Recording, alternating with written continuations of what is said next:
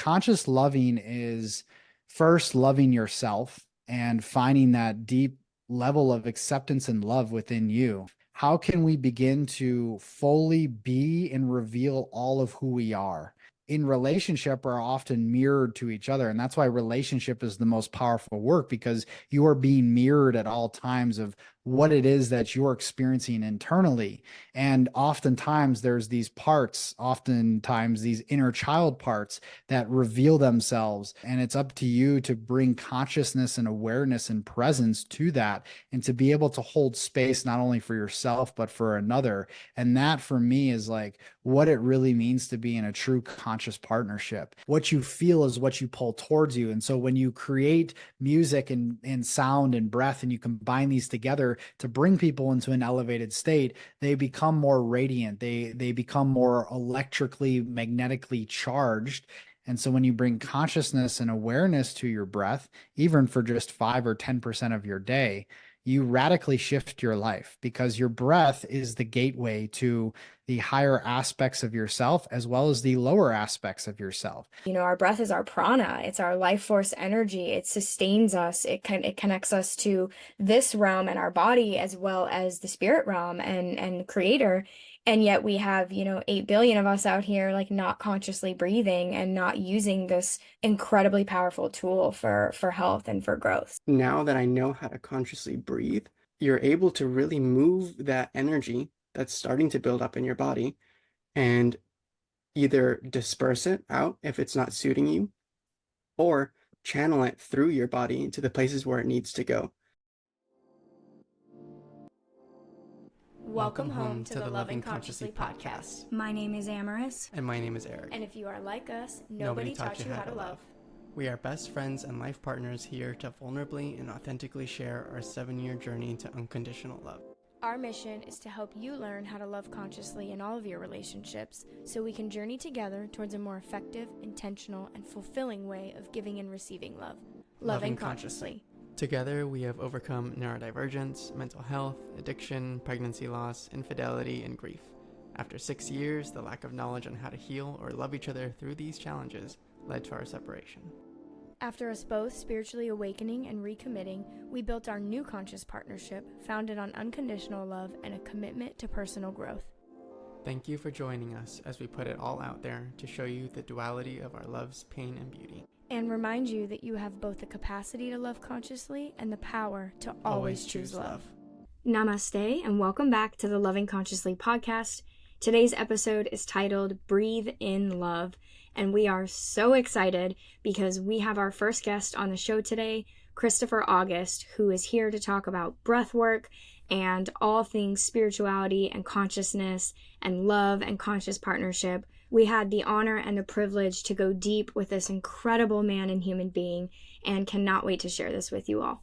Well, thank you so much for being here with us today. You are our first guest, which is super exciting. And we are just so grateful for your time and your energy, and to share the gift that is breath work with not only our listeners, but also to just have this conversation with you, because you're rapidly becoming someone that is a big part of our journey and that we really look up to. So just really grateful to have you here. Well, I really appreciate it, guys. Thank you for everything you're doing. It's an honor to have conversations, especially with conscious couples and people that are really putting out a higher level of frequency of love into the world. And, that's really one of the most important aspects of this human experience is relationship. And that's what we come here for, to learn from, to gain wisdom from. So thank you guys for everything you're doing. Absolutely. Thank you so much for that reflection. Our story is a little bit unique in that we went through 7 years of unconsciousness together. A really difficult relationship, really toxic relationship, a lot of addiction and unhealthy behaviors. And we woke up together, and now we've been on our spiritual journey together. And through that journey, we've really seen a gap in the spiritual space of resources for relationship, for conscious partnership, and really like honing in on the importance of love and how it all comes back to love. So that's kind of our mission. Yeah, we spent a decent chunk of our cycle living in those unhealthy patterns. And I always talk about how we did it the hard way so that we could learn those lessons and help other people not have to do it that way. I mean, between the two of us, we've lived a lot of life, had a lot of experiences with grief, loss, addiction, escapism, partying. We did the whole American dream, go do your big fancy corporate job, get all the money, buy a big house, and then you're still not happy.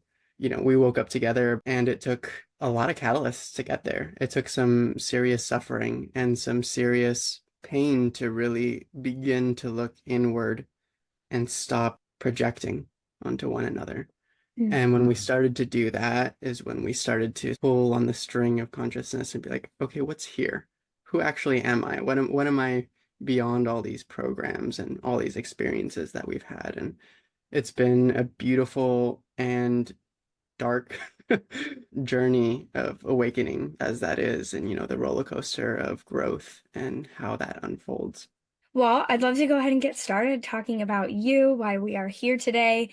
And if you could just tell us who Christopher August is, as much of you and your life as you feel comfortable sharing. We get really deep and vulnerable on this podcast. We'd just love to hear a little bit about who you are. Well, it's a great opportunity then to be vulnerable, and I'm not one to shy away from vulnerability. As I've told you offline, I'm an open book. So for me, like I'm here to let it roar and let it out in whatever way that feels good. And for your audience and whatever you want to dive into, I am open for that. My journey, who am I? That's an interesting question, right? When you ask, like, who are you? It's like, well, I can tell you all the labels and all of the identities I've created for who Christopher August is. Yes, I'm a breathwork facilitator. Yes, I'm a coach, a guide, an entrepreneur, and all of these things. And I'm very happy and proud of the way my life has, really culminated to this point. However, beneath that, for me, over these past, I would say, decade plus, has been figuring out and peeling back all of the layers of who I truly am. Yes, as an infinite divine source and creator and all of that. And again, we can go into all of that later, but me as my authentic self, how am I meant to show up in this world and what frequency am I here to emit to the world? Because beyond all the labels and all the identities and all the roles that I play as a father, as a like I said, an entrepreneur, a coach, guide, facilitator, and so forth. Those roles are important to me and beautiful, but it's through all of that I'm emitting a certain frequency into the world. And so for me personally, I'm a very sensitive, self-motivated, empowered man that is here for a big mission and here to make a massive wave of impact on the collective. And I've seen that through my own authenticity, through my own vulnerability, through my own gifts, that I'm able to transmit a certain frequency that impacts people in a certain way. Just like you guys, you have your own shared frequency and also individual frequency and vibration that you're here to share. And we all have this, right? And so to distill that into words is pretty difficult, but it's more of a felt sense. And I'm happy to be of service in whatever way I possibly can, to help people and support people, to empower and inspire people on their journey of healing and awakening. And that's really why I'm here. That's That's beautiful. beautiful. Yeah, I was getting a little emotional as you were talking about being here on a mission and having your own frequency. And I love the authenticity and vulnerability. That's very much my motto, my brand, my solo podcast is all about encouraging people to find and embody whatever that inner authentic truth is. You have so many labels, and there's so many things I'd love to talk to you about. Eric's been diving a lot into your masculine mastery, and that we obviously are both beats and breath users.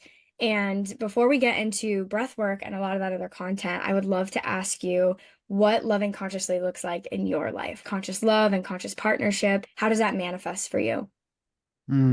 Yeah, it's a beautiful question. And yeah, this is where I think the vulnerability can come in here. I've been on quite a journey in my own relational sphere of my life, and starting with myself, number one, right? Because that's what it all comes back to. It's like, where are your own inadequacies? Where are you challenged in your own self-worth and your own limitations? And that is something that we all have to come to face, and come to terms with.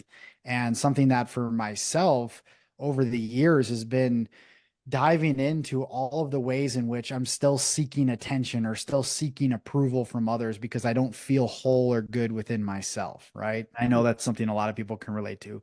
Or, as a driven man on a mission, what are the ways that I'm still comparing myself to others in which I don't feel good enough, that I haven't actually been successful enough, and all of these things, right? And so I've had to really rectify and come to terms with my own self in order to be able to show up in relationship in a way that is actually meaningful and authentic. My relational journey, as I mentioned, is quite interesting the way it's played out over the past decade. So I'll just give you a little bit of a brief overview and then we can go into any area that feels good. So in 2013, I left my corporate job in Buffalo, New York. I was working at a tech firm and I was just finishing my master's degree in business leadership. And, my head was high. I was in my mid 20s. I was making good money. I had a beautiful car, I had a new apartment. I had all the ability to do what I want. I partied on the weekends, had a lot of women in my life and a lot of definitely unhealthy behavior for sure. But nonetheless, that period taught me so much about myself. It taught me a lot about what I didn't want. And that's where I came to in my mid 20s, where I was kind of at this place where I was partying on the weekends, I was DJing. So you can imagine that type of lifestyle, as you guys probably have had some experiences with as well. It's a lot of fun and I don't regret any of it. I had a great time. Nobody got hurt, everybody stayed safe, but there definitely was a lot of unconscious, unhealthy behavior happening, most importantly to myself, the way I was treating myself and the ways I was sleeping with different women and the ways in which I was drinking too much alcohol. All of these habits, they were deteriorating myself from the inside out. And I was feeling that. And I got to this point where I was just feeling so empty and lost and just not fulfilled in my life. And I said, I have to get out of here or else I'm going to continue to stay stuck in these same habits over and over and over again. I asked myself, God, source, universe, show me a way in which I can begin to live a life that's more in alignment with who I am, my values of making an impact, helping others, traveling the world, spirituality, which was starting to come on for me back in 2010, 11. How can I begin to live in alignment with these values? Not long after, Spirit presented me with an opportunity to move beyond my comfort zone. I was driving on the highway and I saw a sign and it said, "Are you ready to answer the call?" And in the right-hand corner, it said, "Sponsored by the Peace Corps." And I was like, Peace Corps? What's the Peace Corps? For anybody that's listening that doesn't know what the Peace Corps is, essentially it's a government, an American governmental organization, grassroots organization that supports different countries and building relationships. And they're in 80 different countries. And you can serve in different sectors as a health, business, agriculture, volunteer, English teacher, and so on. And so I went through this rigorous application process over a year and a half. I ended up getting accepted and I had 7 days to decide. They assigned me to a health and business volunteer in Tanzania, Africa. I obviously took the opportunity because I had went through this crazy process to actually get into the Peace Corps. And so I left my corporate job and went to Africa. And there was really where the deep work started for me. I had no place to go, no place to run, no vices to go to. I didn't have any modern amenities, no running water, none of these things that, I was accustomed to. And I was out in the middle of nature, a 17-hour bus ride from the main city of Dar es Salaam. So I was isolated. I was in a community. Nobody spoke English. So I just like immersed myself. I'm kind of one of those people that just says, fuck it. I go all in. I like to test my edges. And so that experience, I lived there for 2 years. The reason I brought that up as a backstory is because it was there 8 months into my service. I met my now ex-partner, Sarah. She's the mom of my beautiful son, and we have a wonderful relationship, co-parenting relationship still. But it was then where, she had just been in Namibia for 6 months, and she had to leave because she almost lost her life. She got brutally abused and raped by several men and almost lost her life. And she decided that she wanted to continue her service after she did some healing, which she was advised not to. And they told her, "You're not going to go back to Namibia. Here's your other countries you get to choose from." And she meditated on it and chose Tanzania. So I met her just a few months after she got to Tanzania. And right immediately, there was this deep soul spiritual connection. We were both really desiring to work on ourselves and to really grow and expand and evolve individually and then also together. So that's really what created our bond. And we went deep really quick. We got engaged after 6 months. We got married about a year and a half later.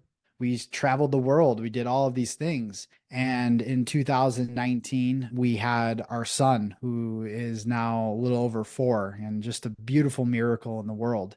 The times between when we met until about 2018, everything was really great. We were almost attached to the hip. We were definitely in a codependent relationship, but also really enjoyed being together. We didn't really fight much. Like, we had a great time, but we almost lost ourselves in each other. And that was a big lesson for me. So in 2018, Sarah opened kind of this very sensitive door in which she expressed that she had feelings for somebody else and that she was in love with this other person she met in one of our online groups. At that time, we were running a podcast, we were coaching together and doing all of these things. And so that really triggered an inner child response. I felt a lot of rejection and abandonment. I would never consider non-monogamy. And I was like, holy shit, like, what the fuck's happening? So we went through about a year of just this like roller coaster ride. There was a lot of trust broken. Even though there was honest conversations, I still felt I started to close my heart down to her. I started to wall myself off because I didn't feel safe. And so that really created a lot of turmoil, not only internally, but within our relationship. And then our son, in spirit form, was trying to come through and have these conversations with us like, hey, I want in, because we had dreams with him for multiple years. And so we meditated on it, and we both received the same date and conceived him in 2000, at the end of 2018, after this tumultuous year in our relationship. That next year was great, just being with our son. We were starting to build up more trust and all of that. And then I ended up meeting somebody in 2020 on a business trip, and had deep feelings for this woman. And I went back, and nothing happened at that point, but I went back and told Sarah, I said, hey, I have these feelings. This is what's going on. Now I'm having empathy from her end of what she was feeling 2 years ago. Long story short, through this process, I began to see for sure that the bond that Sarah and I shared and share to this day is a deeply soulful and spiritual one. It didn't make much sense for me anymore. There wasn't the same romantic involvement. And so this past 2 years has been a very deeply challenging, also liberating experience for me and for her, in which we have had to evolve beyond our old label of relationship and now into a new label of relationship, and to bring the last sort of thing here to the table. So a little over a year ago, she met somebody. We've been living in Mexico. She met somebody, and 9 months ago, they found out they were pregnant. So now we have another little one in the mix. They have a child. Sarah and I share a child. And I'm also dating somebody. I'm dating an amazing woman. This is kind of the first time I've opened up about this full process in a public forum. And I've planned to for a little while. I'm just getting some other things sort of straightened out here in my life. But I figured, hey, why not share this story openly now, as this podcast is all about conscious loving? So to bring things full circle before I pause, I just say that conscious loving is first loving yourself and finding that deep level of acceptance and love within you. And it's as cliche as it sounds, that really calls forth a stronger bond and partnership with whoever you're magnetizing into your life, or your current partner in your life. And so that's the first. It's like, come back to here, to you. And then secondly, when you're in partnership, it's like how can we begin to fully be and reveal all of who we are? And not be scared about what the other person's going to think, right? We all have shadows, we all have light and dark, and we all have these aspects of self that in relationship are often mirrored to each other. And that's why relationship is the most powerful work, because you are being mirrored at all times of what it is that you're experiencing internally. And oftentimes there's these parts, oftentimes these inner child parts that reveal themselves, that show themselves where the wounding is, where the trauma is. And it's up to you to bring consciousness and awareness and presence to that, and to be able to hold space not only for yourself, but for another. And that for me is like what it really means to be in a true conscious partnership. And it's not easy work. And that's why most people, their relationships fail, or they're in unhealthy, unconscious, toxic sort of situations. It's because they don't have the capacity, maybe the awareness to really bring this level of authenticity and vulnerability into their relationship. But as you guys know, in the journey you've been on, it takes a lot of effort. It takes a lot of stamina and courage and resilience to go through that. But in the Gene Keys, which I'm also a big student of and also practitioner, is that's a huge motto of the Gene Keys, is that if you can continue to move into those uncomfortable spaces and those edges, there's so much gold to be mined from those shadows and everything that comes up in relationship. Anyways, I'm going to pause there. I know that was a lot, but that's kind of a little bit of a backstory about, where I've been and where I am now. Thank you so much. I was so emotional listening to you talk, and so much of what you were saying was resonating, and it just kept coming full circle into two thoughts. One being just this authenticity and vulnerability. You just bleed it. It's just so beautiful to see other conscious people in this world putting that out there. And thank you for sharing that story here today. I'm honored to hear it. The other thing, oneness, was coming to mind. It's just how connected we all are, and how like so much of your story resonated, but just at the core of essence, like we're all connected, we're all one, we're all living this same experience manifest in an infinite amount of forms. And so by sharing that authenticity and that vulnerability is how we as a collective move forward, and is how we as a collective heal. And you nailed loving consciously so perfectly. Yeah, thank you so much for being willing and open to share your heart in the way that you just did. The more that we're able to do that as community and bare our souls, we show others that it's possible. I can share my vulnerable story. That means you can do that too. We don't have to be afraid. We can come together with no judgment and speak to what we're all experiencing. Because as you shared your story, sitting here, I'm sure you saw us smiling and laughing and nodding our heads, because there's so many parallels to our conscious partnership and unconscious part of our relationship as well, in that we very much came from the same corporate world. I was a architect, you were working in leadership in a tech firm as well, living for the weekends, working a second job as well at a nightclub. And just when we weren't full steam working, we were full steam escaping. It was partying, it was escapism, the same thing, nobody got hurt. A lot of our time in that era was spent not looking at ourselves. And it took really that shakeup of pain and suffering and hurting one another to really take a step back and say, what's actually going on here? Part of your story that you were sharing, where as humans, we get attached to things and we say, this relationship is this label, and we want it to be that forever because that's comfortable for us.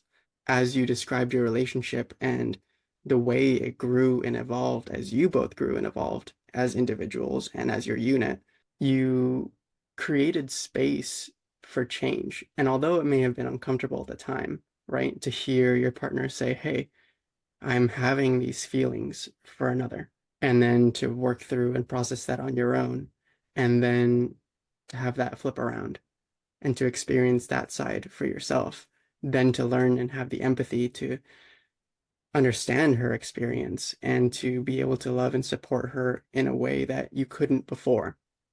I'm very much somebody who learns by doing.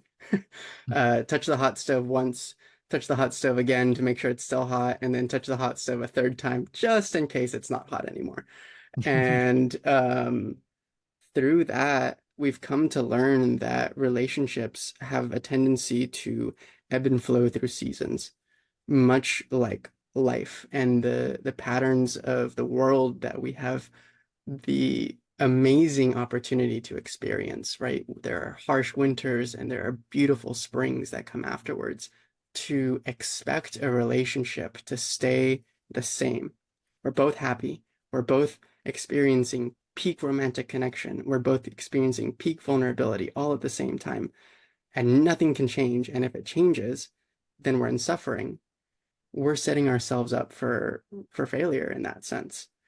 And by allowing these relationships to grow and evolve, we flip the script. Like you were saying, focusing on yourself, you're able to not take personally what the other person's journey is. We just came out of an ayahuasca ceremony. What was it, last week? Time is an illusion right now.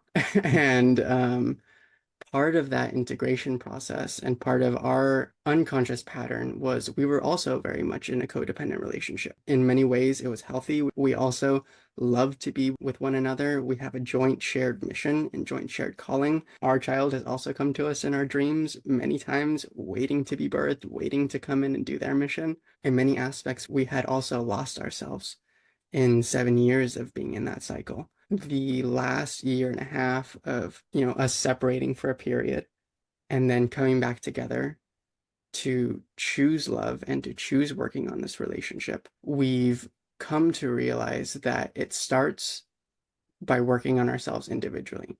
And we did that for quite some time, came to this ayahuasca ceremony, feeling great on our conscious level, right? All the work that we've done over the last year. And then Mother Aya, sitting with her, she brought us down deeper into layers that we hadn't yet realized were still there. And I was like, here, come, you've done the thing, now look at what's below. And so much inner child work has come up from that. And we actually took 4 or 5 days apart and really focused on what it means to be individuals. For you, in our previous version of our iteration of our relationship, we were very in your masculine and I was very much in my feminine. And we're exploring what that shift and that transition looks like. And I can let you speak a little bit to that. It looks like a fucking mess most days, but we are, doing the best we can and choosing love and moving forward. And so much of what you said resonates. Just, it's all self-love. It all comes back to loving yourself. I'm just so grateful to be sharing in this conversation with you right now and to show people, number one, we're all connected. We're all going through similar essence experiences. And authenticity and vulnerability is the way that we get out of this collective pain that we see our brothers and sisters sitting in. So thank you for sharing all of that. I'd love to see if you have anything you'd like to add before we get into talking about breathwork. It's interesting because if you trace back, my journey started with numerology. So I'm very big into numerology. And if you look at numerology, there's your personal 9-year cycles that you go through.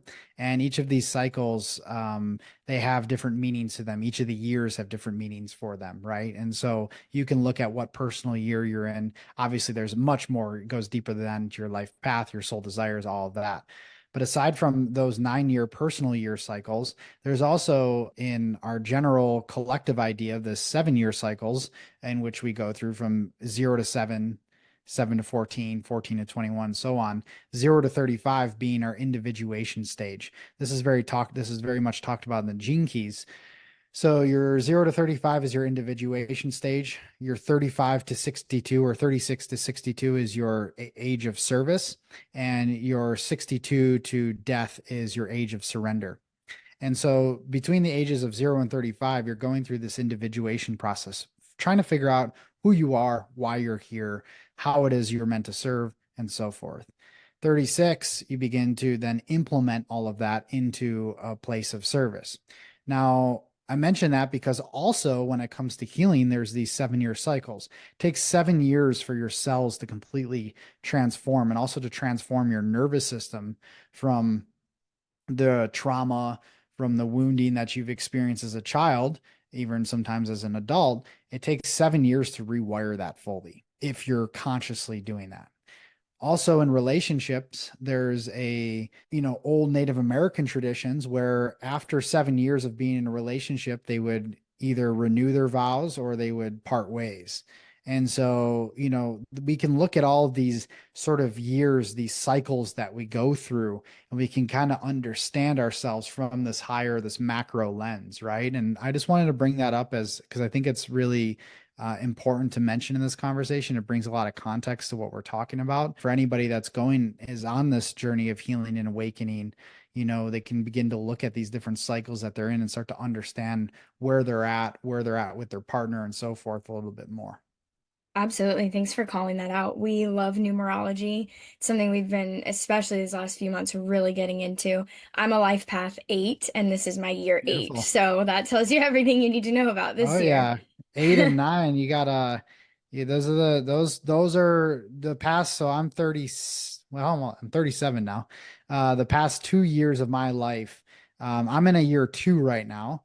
But 8, 9, and 1, they whipped my ass. I got my ass handed to me for the past 2, 3 years. And I know why now, because looking at it from the context of numerology, 8 is very much deep, deep personal transformation. 9 is the endings, right? 9 is the year of where cycles end, relationships end, business partnerships, whatever it is. Whatever is not in alignment will end, whatever is in alignment will remain. And then flipping to a year 1, that's new beginnings, a new cycle.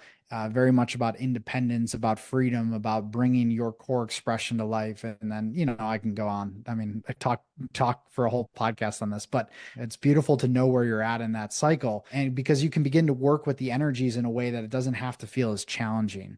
It doesn't mean that you won't be challenged and you won't have struggle, but you can understand where you're at and bring a little bit more context to it.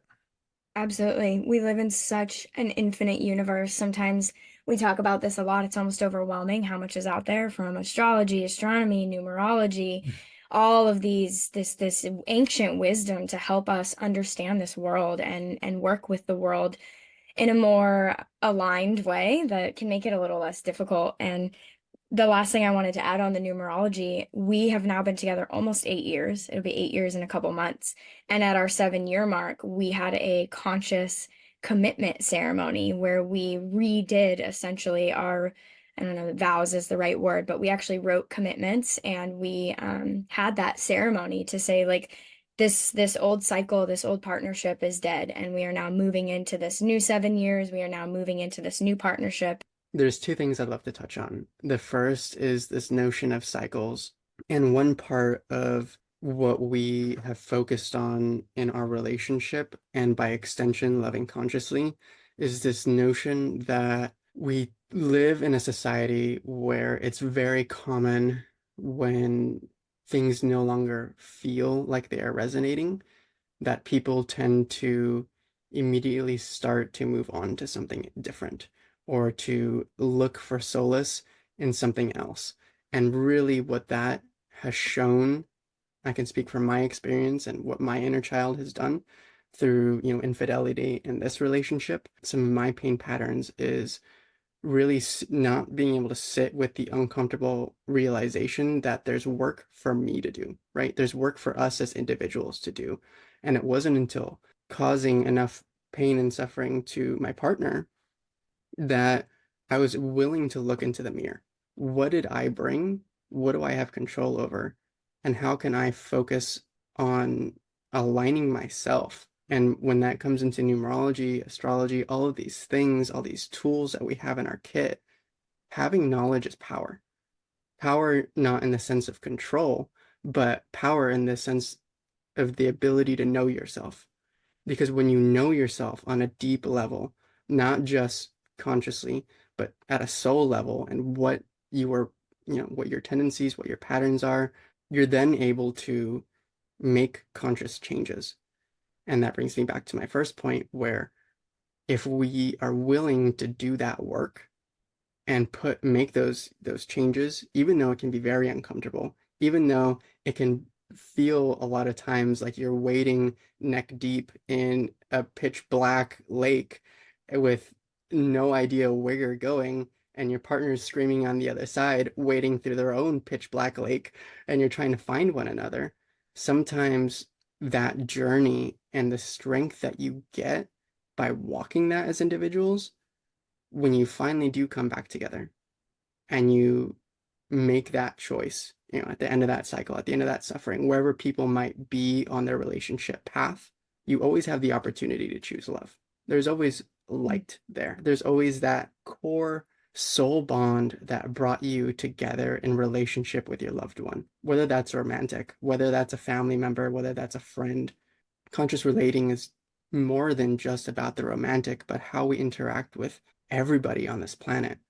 And when we learn that we have the option and the ability to choose love and choose working on ourselves to the utmost degree, to where we align ourselves with the relationships that we are looking to achieve with one another, we get to break that cycle of, oh, it's broken, let's throw it away and get something new.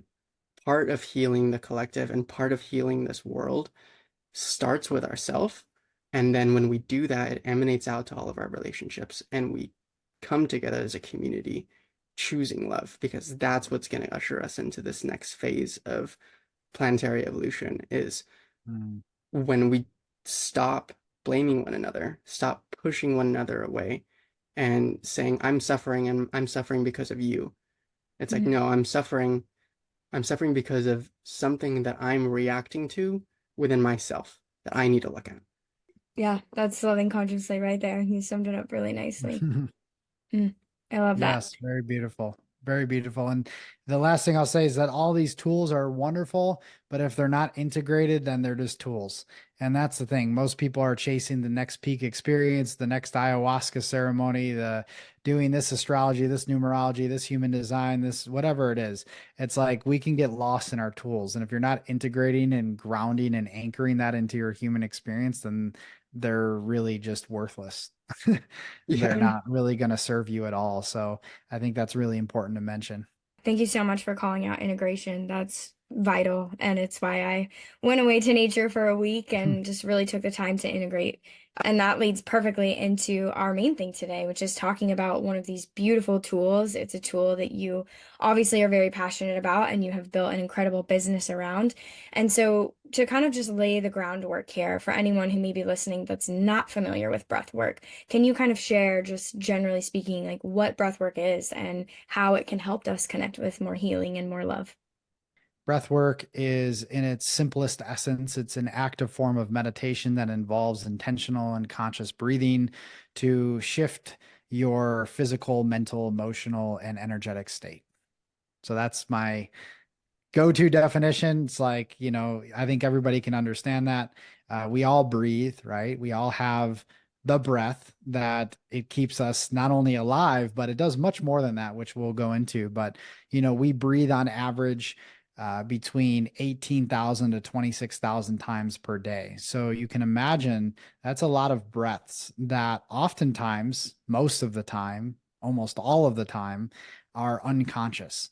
And so when you bring consciousness and awareness to your breath, even for just 5 or 10% of your day, you radically shift your life, because your breath is the gateway to the higher aspects of yourself as well as the lower aspects of yourself. It is the bridge between heaven and earth, between your human self and divine self. But the breath is an ancient technology, practice, tool that has been used for centuries, that many of the ancients understood the secrets of the breath and knew that the breath was the pathway, the gateway, the entryway into higher states of consciousness. And just like plant medicine, the breath has its own consciousness in itself. The breath will take you to exactly where you need to be in any given moment when you begin to work with it in a conscious manner. It will guide you to the places within yourself that need healing, that need transformed, that need liberation. The breath will really fully, take you into yourself and provide you a full level of inquiry to show you every single part of you that is ready, is fully ready to be freed. to be transformed on a big level. And for me, I've been working with the breath for over a decade now. I was first exposed to the breath in Tanzania, Africa, when I was serving as a Peace Corps volunteer, as I mentioned earlier. Interestingly enough, there's obviously no coincidences, all synchronicities. When I was there as a Peace Corps volunteer, we'd often trade thumb drives to each other, USB drives with like TV shows and movies. And I don't know who gave it to me, but someone gave me their thumb drive. I just uploaded everything. I went home to my village, and on there was a folder called Kundalini Yoga. I'm like, what the fuck is Kundalini Yoga? I want to try this. And, you can imagine living in the village. There's not much to do. You don't have, you're in nature all the time. So, there was a lot of reading and writing, but also a lot of practices, right? And really tapping into myself. And so, began to practice Kundalini Yoga, and I just discovered, the power of my breath through that practice, because one of the core principles of that practice is breath, right? And they use breath of fire, which is a very powerful breathwork practice that helps to detoxify, to energize, to cleanse, to purify. It's a very powerful practice. And I was doing this almost every day. And I began to realize that, holy shit, like, yes, the Kriyas, the poses, everything were very powerful, that, moved in with the breath and brought those two worlds together. But I began to find this passion for the breath. And so when I got home, I started to do more research and begin to really understand it on a deep scientific level of how this was actually happening. Because I had my own personal spiritual experiences, but I wanted to know what was happening. And so I started to get certified in all of these things. And in 2016, I was giving a speech at this festival that Sarah and I were at, and the yoga teacher had to cancel or whatever. So someone's like, can someone here like do something, like teach yoga or whatever? I'm like, well, I'm not a yogi. I can't teach it. I practice it, but I guess I'll help people breathe. Right. This is all this like came to me. I'm like, oh, I guess I'll just help people to breathe. And so there was like 50 people, and I just led them through this breath experience, right? For like 20, 25 minutes. And I realized right then and there that I had a natural gift for this. This was one of my core gifts that I came and I incarnated with. And I began to go through these series of initiations and awakenings around my gift as a facilitator. And I began to have these like remembrances of me in these ancient times. I'm very connected to Native Americans and have been for a while. One of my tattoos actually is a Sioux.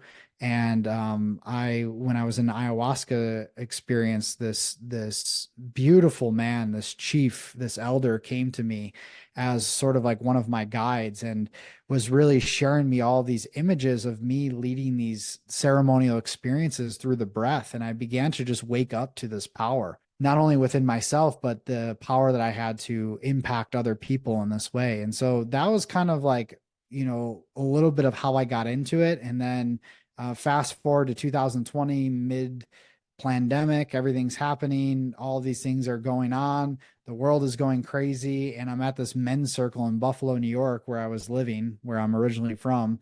And there's like 30 guys there. And they asked me to facilitate a breathwork experience. And at that time, I was using Soma Breathworks tracks because I was one of their certified guides. Johnny, my now business partner, was there. He had just gotten back from New York City like 2 days before. He's at this experience and comes up to me after. He's like, dude, who makes your music? I'm like, nobody. I've been calling in a musician to create original art, and I need somebody. I'm not a musician, but I know what I want. I know the sounds. I hear everything. I need someone to execute on it. And so he's like, all right, let's do it. So in 6 weeks, that was in the fall of 2020. In 6 weeks, we created our first breathwork compilation, which is now on our app, on our Beats and Breath app. It's called Soul Rise. And it's a journey that goes through the elements, each of the 5 elements, 33 minutes each. And it became a deeply ceremonial, spiritual experience creating that, but then also the reflections of people that had very powerful breakthroughs going through that entire experience. And we realized at that point, like, we got something here. So we trademarked our own technology called Sonic Breathwork. Beats and Breath was started. in early 2021. And now we're here, 3 years later with an app and a lot of other things coming out. But I'm just like grateful to be a conduit and a creative channel for this medicine to come through, because it's extremely powerful and very, very immersive and transformative. And for me, it's been such a blessing to be able to work with it in this way and also understand it on a deeper level and to continue to deepen my own practice and wisdom in it. Wow, that was incredible. That was so much incredible backstory that I didn't know about beats and breath and breath work as well. For us, breath work has been a really big part of the journey. I think, as you know, we're 4DU alumni, Mhm. and we've been doing your Breathe with Cannabis events for several months, and been doing the New Year's challenge that you did, and all throughout our journey this last year, connecting with the breath has been really profound for me because I was 28 years old. I'm about to be 31 now. So yeah, I was 28 years old when I consciously breathed for the first time. And I want to just like give that a second to really sink into our listeners that I was 3 decades into my life almost the first time I thought consciously about using my breath for healing, for transmutation, for connecting to my body, connecting to source, spirit, God, creator, whatever resonates for our listeners. And that journey has been really profound and really, really deep. And something I shared with you as well was on my ayahuasca journey, which was incredibly difficult and intense. A lot of repressed childhood stuff coming up, a lot of purging coming up. I actually, your voice, your spirit, your sonic breath work came to me and helped kind of anchor me and guide me through that toughest part of my experience. And it was like the in four, out eight, in four, out eight. And I heard you in, out, and just that tool has been life-changing. And it's why we wanted to have you on this podcast. It's why we want to share this with people because, like you said, our breath is our prana. It's our life force energy. It sustains us. It connects us to this realm and our body as well as the spirit realm and creator. And yet we have, 8 billion of us out here like not consciously breathing and not using this incredibly powerful tool for health and for growth. Yeah, it's incredible. Your journey to finding breath work and finding your purpose is a very beautiful one in the way that God and the universe just kind of allows things to unfold organically when you follow your deepest passion, when you follow your mission. I remember the first Breathe with Cannabis event that we joined, listening to Ryan talk about the medicine, and then also having you guide us through that breath work. And for those of you who don't or haven't had an experience with breath work, it can be a challenging experience the first time because you aren't fully conscious of your capabilities as a human to breathe and retain your breath. And Mm. part of that meditation, you lead people through this series of fire breaths and breathing, and then into a retention, right? Where you're able to really deeply connect with yourself and the energy of the breath. And in that holding, you hold space so well that it called forth this power within me that I didn't know was there. The ability to hold my breath for that long, for one, but also to go deep, and then to go deeper than that, and then to go deeper than that, in the third round. And just every single time, it's like peeling back another layer and allowing yourself to sink deeper into that meditative state. And while there can be really powerful breathwork meditations like this, something that I've found is really powerful about the breath is that it can help you in the day to day as well. I experienced symptoms of anxiety and anger and frustration throughout my life. And now that I know how to consciously breathe, you're able to really move that energy that's starting to build up in your body and either disperse it out if it's not suiting you, or channel it through your body to the places where it needs to go. And that Yep. can look like dispersing anxiety, dispersing fear by grounding yourself. It can look like completely getting rid of anger, ignoring pain completely. I got my hand tattooed, and in that, it was after you guys' breath work, and I was able to breathe through the entire thing and feel almost no pain. Hmm. It's incredible the power that we have as humans when we tap into that strength.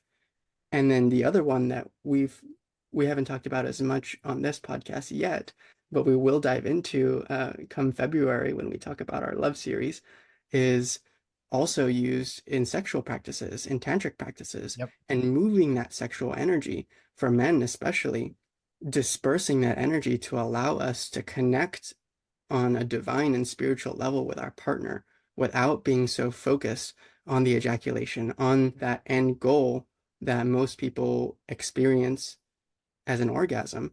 You're able to move that energy and disperse it through your body and create deeper and more intimate levels of connection with your partner. So, wherever you're at, if you're feeling anxiety, if you're feeling anger, if you're wanting to have a deeper physical relationship with your partner or looking to deeply connect with yourself in a meditative state, breath work has the ability to tap into all these different varieties and avenues. So it's like the one tool for a million uses. And it's, yeah, I would love to dive deeper into one thing here, and it's the sonic breath work. You very Yep. lightly and casually mentioned this incredible thing you've created, and I feel it needs more space. It deserves more space. If you could just go a little bit deeper into what sonic breath work is, because like Eric said, we've experienced breath work, right? Anyone can get a plethora of free breath work resources out there on YouTube or wherever. I have never experienced anything like what I've experienced in your breath work specifically. And so I would love if you could share some of that with our listeners. Yeah, I would love to. And yeah, thank you both for everything you said, and very good promotion for the breath work itself, right? And what breath offers. It's like you said, it's just be used for a million different things and really just enhance every aspect of our lives. So thank you both for sharing, your wisdom around that and insights. So sonic breath work, this name came to me because what Johnny and I have created and what we've put together, it's not anything new in the sense that like breath and sound, breath and music, like other people are doing that, right? We know that. There's other beautiful people, beautiful practitioners and apps out there that are combining breath and music. But Johnny and I really, one of the many things that we do very well together is we stay in our own lanes and our own geniuses. For me, breath is like my course of study, right? That's where what I know and what I stay into. Johnny, his whole thing is sound. He understands sound, the science of sound on a very deep and profound level. What we've essentially done is combine the primordial forces and powers of breath and sound to create this new energy, right? And breath and breath work, different breathing practices have been used for thousands of years. If you go back to Vedic texts, if you go back to the ancient cultures of the rishis, they all hint to using some form of breath to reach higher states of consciousness, to transform themselves on various levels. And it's all come forth over the past several years, starting in the 70s when Stanislav Grof started bringing holotropic breath work into the scene, and you had rebirthing breath work, shamanic breath work, all of these things happening. All of them are really stemming from the ancient traditions of pranayama.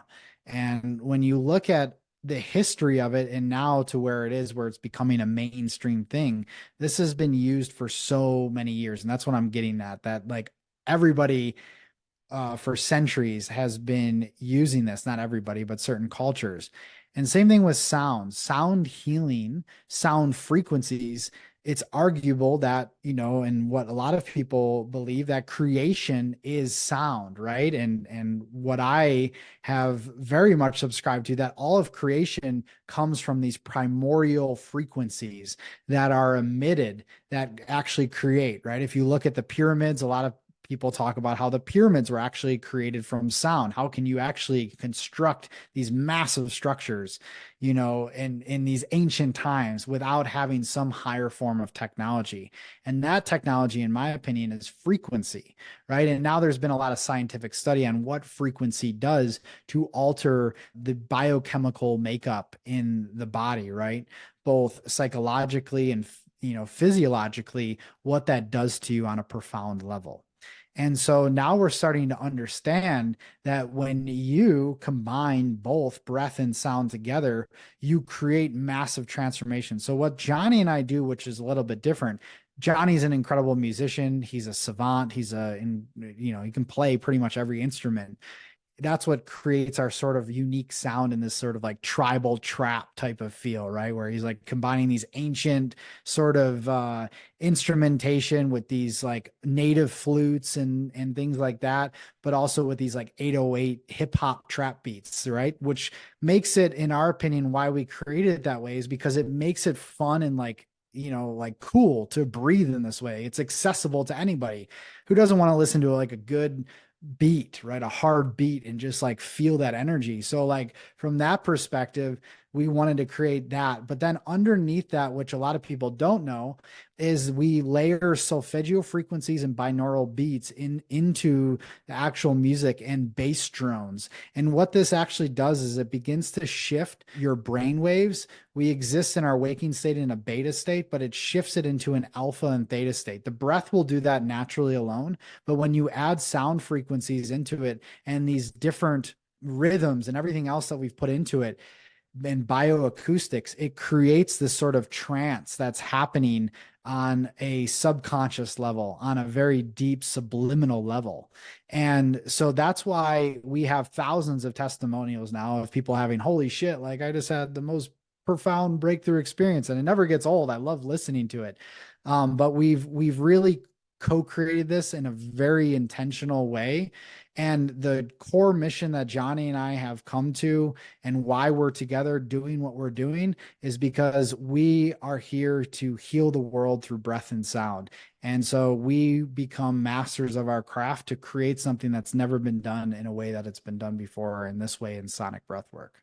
So hopefully that makes sense. I know I just said a lot there, but Absolutely, it totally makes sense. I just the tribal trap, that was you're talking to two at least me, old school ravers here and big bass heads, so that definitely resonated. But something you said too was, these thousands of testimonials of people being like, holy shit, I just had this profound breakthrough. And I'll never forget, like I said, breathwork's been a big part of our journey, but you specifically entered our sphere about 4 months ago.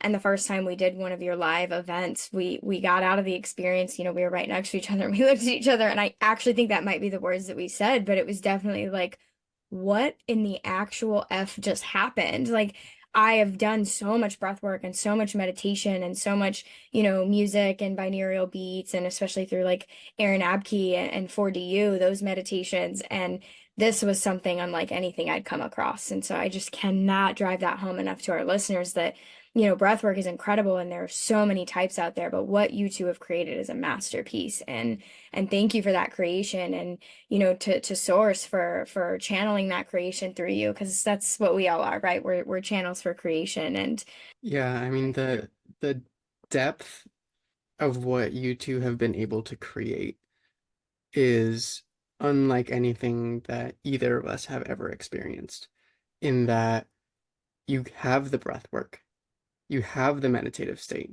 you have the binaural beats, and then you have this music and this quality of sound that is primordial in its origin and brings and cohabitates with what is fun and inviting to the ear of our current modern day music of EDM and trap, and coming from people who went to large festivals and really dove into EDM as a source of connection with others, because back in the day it was very much a conscious place where people would come and connect over the music, and the vibrations of those music would allow for a collective hiring of the vibration in that space.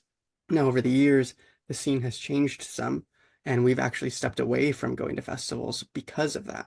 And yep. it was beautiful to see the soul of that music be merged with the music of our ancestors in a way that we can still have that hiring of our vibration and to meet with community in the way that those festivals were meant to be.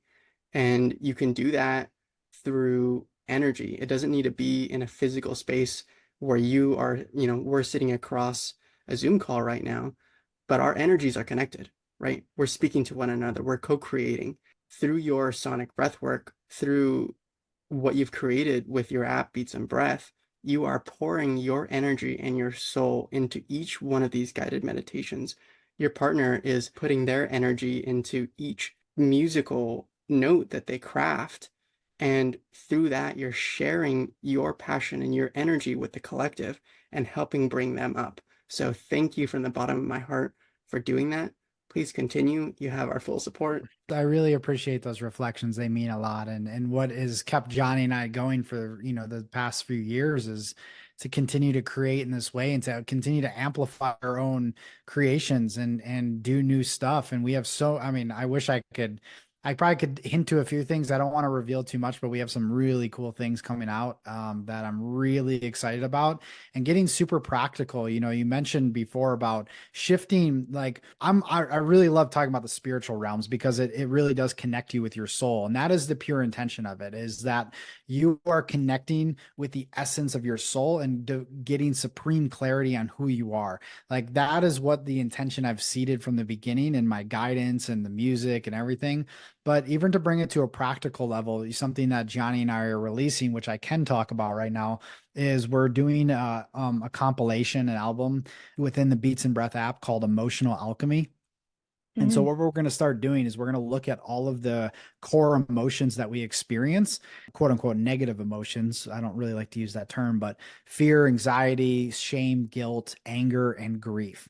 And we're going to do a little breathwork experience for each of those to keep it very practical for people, because this collective journey that we're all going through right now, it's really, we're really shifting and we're really beginning to reveal a lot of shadows. And it's really important that we have tools that support us in shifting our energy when needed, because it's really important for us to stay and maintain a higher vibrational state. This does not mean to spiritual bypass. It means to feel your emotions, but then also to remain at a higher level of consciousness, because a lot of people are going to be suffering over the next several years.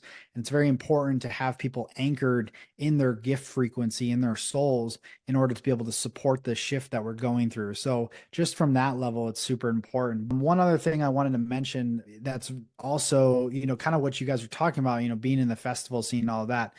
When we look at mainstream music and stuff, we see the frequencies they're attuned to. So music can either heal or harm.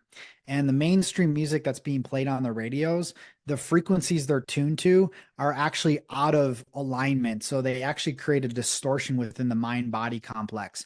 And then when you add words on top of it, lyrics, you actually are casting spells into people's subconscious mind. So you can take this super deep. And I mean, again, that's a whole conversation in itself. But when you look at the way frequencies are used and then the lyrics that are being said, that really bring people into a lower vibrational state.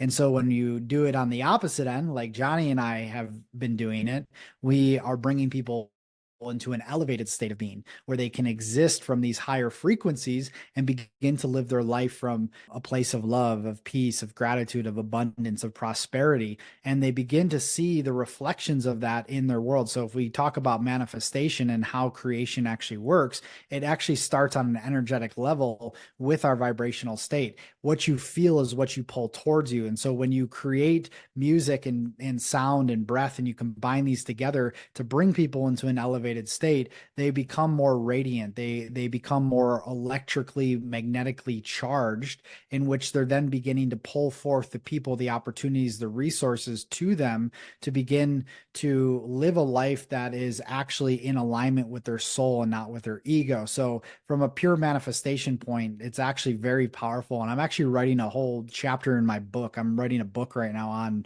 breathwork, and I'm doing a whole chapter on breathwork and manifestation, because a lot of people don't even talk about it because they don't understand it, but it's very simple. It's actually not complex at all. And that's why I've had people who've messaged me. I had a guy last year is like, shit, dude, I've been doing your breathwork for like 30 days and I just manifested my dream house. Like it just fell into my lap. I was outbid, but then they came back to me, and like, I'm like, yeah, dude, like, I get these messages all the time from people. If you really work with it, You can manifest anything you want. Like, I mean, that's just on a material level. I mean, you can go much deeper than that as well, but I just wanted to share that.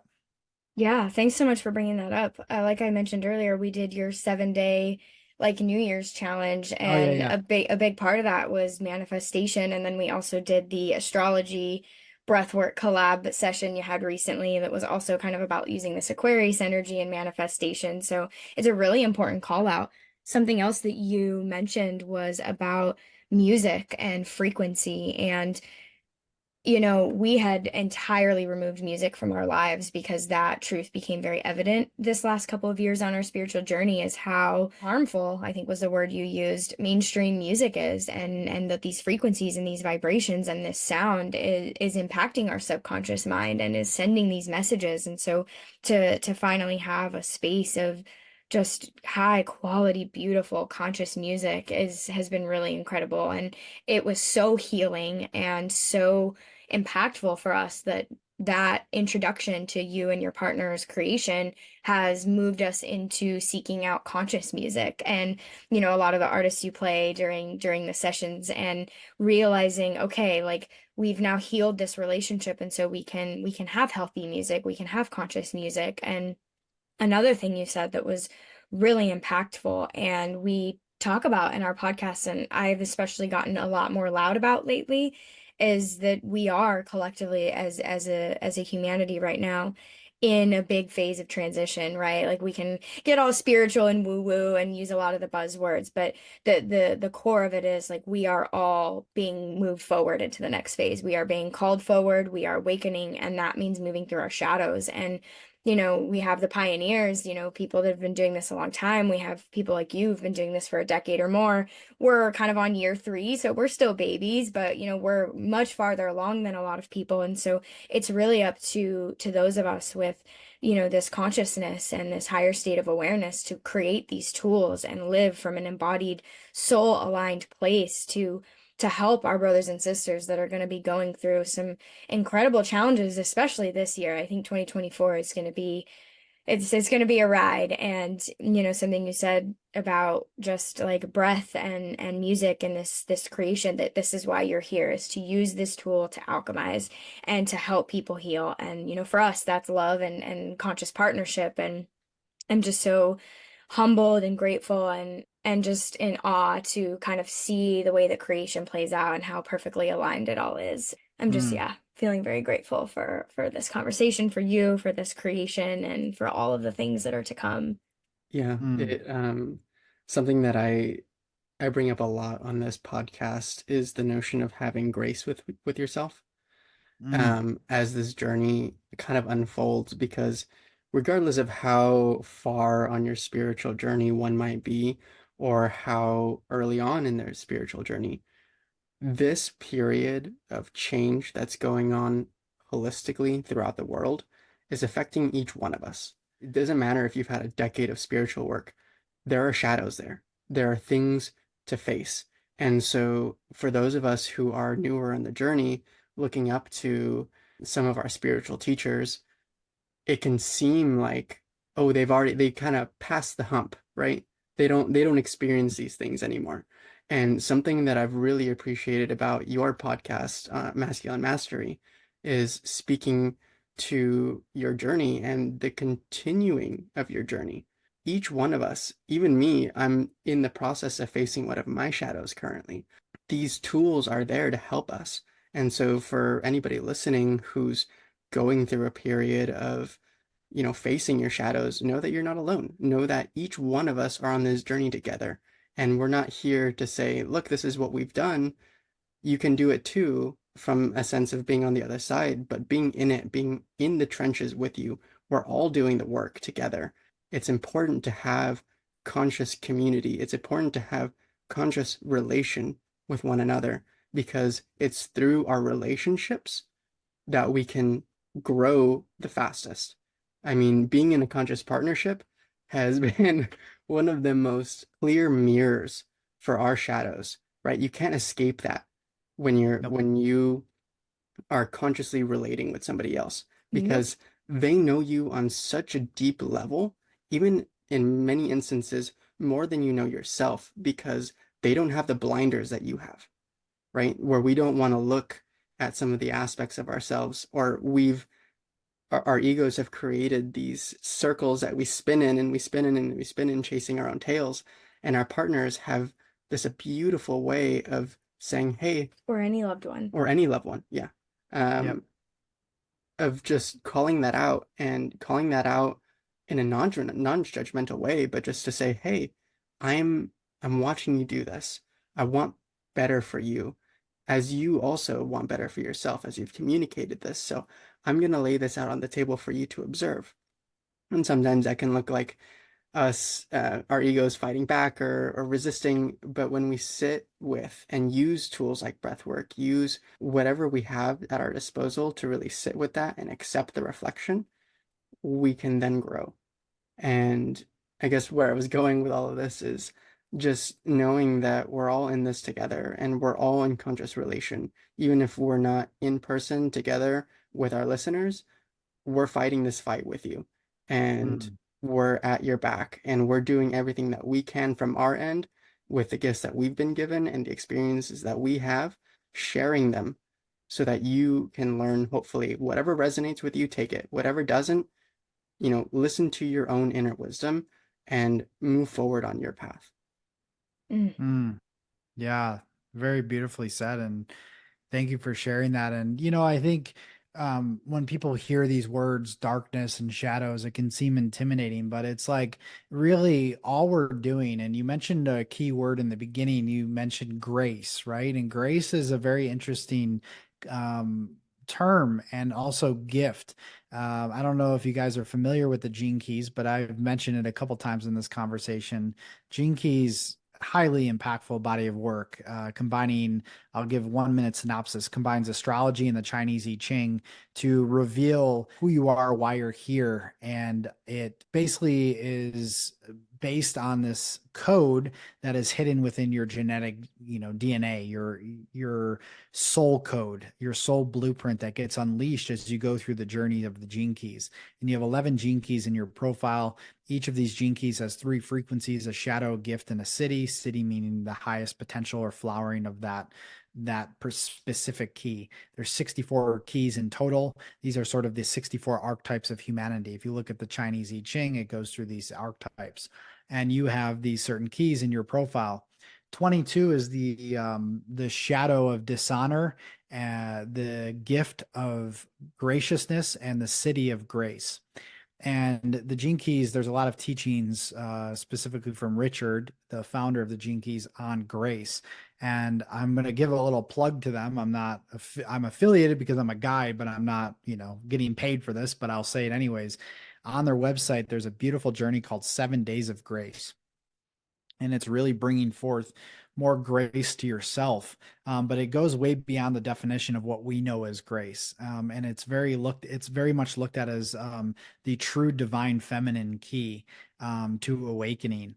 And it's very powerful teachings. I would highly recommend it to you guys or anybody else that's interested. You can also get your free profile on genekeys.com. Nonetheless, all of this talk, and the core purpose and the core teachings of the Gene Keys is to really begin to see that your shadows are the gateways to your gifts. And when you can honestly, holistically look at your own darkness and the ways in which maybe there's parts of yourself that are acting out of integrity or alignment with yourself, that's okay. Bringing compassion and love to these parts, integrating them back into the whole of who you are, to begin to then reveal your true gifts. And then you use those gifts in service of others. You don't hoard those gifts for yourself. You use them and put them in service to others in whatever way that looks like: speaking, writing, painting, music, whatever it is. You put those out and you begin to uplift and inspire the collective. Oh, thank you so much for sharing that. This is such a really cool moment of source and divine alignment, because while I was in the redwoods integrating or starting the integration of my ayahuasca experience, a friend that I was with Eric was sending me things about human design, and then the friend was like, "Oh, Gene Keys."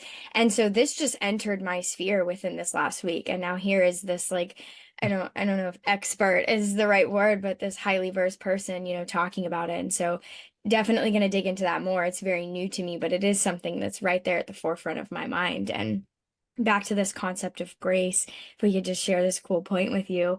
Grace is one of my favorite words. It's such a beautiful and deep and I think misunderstood divine concept. I have it tattooed on me.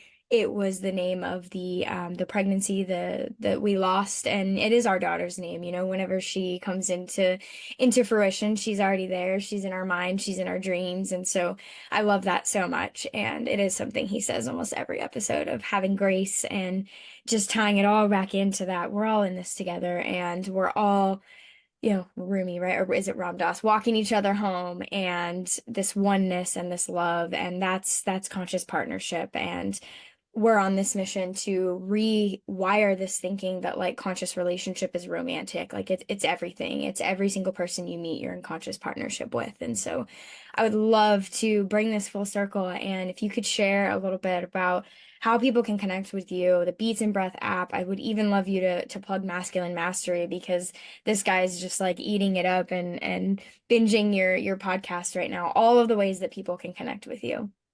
Yeah, thank you guys. I really appreciate it. I've really enjoyed this conversation. I'm like, yeah, these types of the conversations that light me up. So anytime I get to, I go on a lot of different podcasts and different things, but it's not always that I feel like I walk away from it where I'm like, yes, that was amazing. Like, sometimes you connect with people and sometimes you don't have that deeper connection. And so with you guys, I really feel that. So you really do, both of you do a great job at interviewing and sharing your own insights and reflections. And no, I really appreciate it. So yeah, how can people connect? Well, it's like I have all of these websites and all of these ways because I have all of these brands. But personally, like everything can be found on my personal website at christopheraugust.co. My breathwork, Beats and Breath, it has its own website, beatsandbreath.com. You can go there. You can download the free app. It's available on iOS and Android, and anybody can tap in. We have a few free journeys that you don't have to sign up and become a member. You can test it out, go through the experience. We have 3 core journeys called Heal, Awaken, and Prosper. That's sort of the motto of our brand. And you start with Heal, you go to Awaken, and you go to Prosper, and they're all kind of in sequential order. And then you can unlock the whole library. So basically right now, as this podcast stands, whenever it's released, and we might have a little bit more, but right now we have 38 breathwork journeys. And we have a pretty big audacious goal to get to 100 by 2024, the end of this year.